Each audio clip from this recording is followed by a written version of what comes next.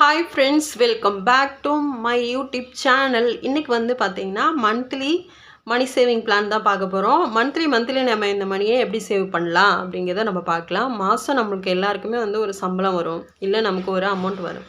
So அந்த அமௌண்ட்டை நம்ம என்ன பண்ணலாம் அப்படிங்கிறத இதை பார்க்கலாம். மந்த்லி நான் வந்து இது ஒரு சிம்பிள் மணி சேவிங் பிளான். இதை தாண்டி உங்களால் எவ்வளோ போட முடியுமோ நீங்கள் அதை போடலாம். நான் வந்து இன்றைக்கி வந்து ஒரு 1000 ரூபாய் மட்டும் நான் எடுத்திருக்கேன். இதை 1000 ரூபா மட்டும் மாதம் சேர்க்குற மாதிரி.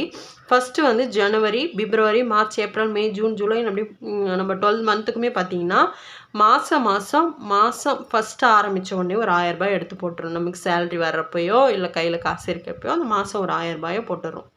எதில் போடணும்?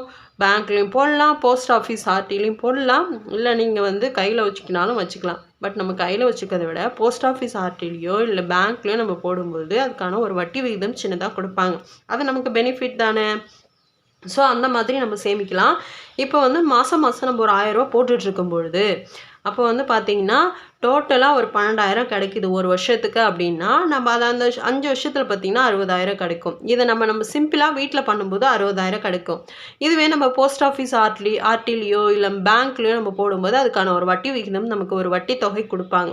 அதனால நம்ம எப்போவுமே மணியை சேர்த்து வைக்கும் பொழுது நம்ம இந்த மாதிரி ஒரு ஆப்ஷனை வந்து நம்ம தேர்ந்தெடுத்துக்கிட்டோம் அப்படின்னா நமக்கு அதில் ஒரு பெனிஃபிட்டாகவும் இருக்கும். நமக்கு அதில் ஒரு வட்டி விகிதம் கிடைக்கிறதுனால நமக்கு அது இல்லாமல் நமக்கு அது சேஃப்டியாகவும் இருக்கும். நம்ம அப்பப்போ எடுத்து நம்ம யூஸ் பண்ண மாட்டோம்.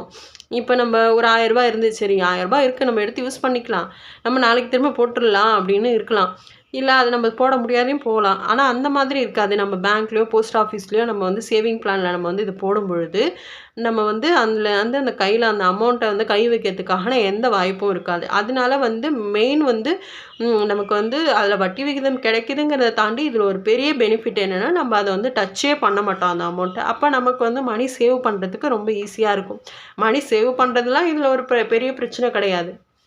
இந்த சேர்த்து வச்ச அமௌண்ட்டை நீங்கள் என்ன பண்ணுறீங்க? இது வந்து நீங்கள் ஒரு இன்வெஸ்ட்மெண்ட்டில் பண்ணணும்.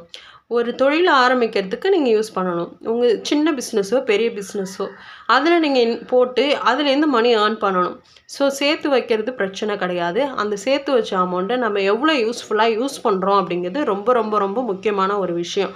ஸோ இந்த மந்த்லி இந்த 12 மாதம் அந்த மணி சேலஞ்சை கண்டிப்பாக எல்லாருமே ஃபாலோ பண்ணி பாருங்கள். பிடிச்சிருக்கவங்க இந்த வீடியோவை லைக் அண்ட் ஷேர் பண்ணுங்கள். நம்ம சேனலில் தொடர்ந்து ஆதரவு கொடுங்க, சப்ஸ்கிரைப் பண்ணுங்க. தேங்க்யூ ஸோ மச் ஃபார் வாட்சிங். Thank you so much. பாய்.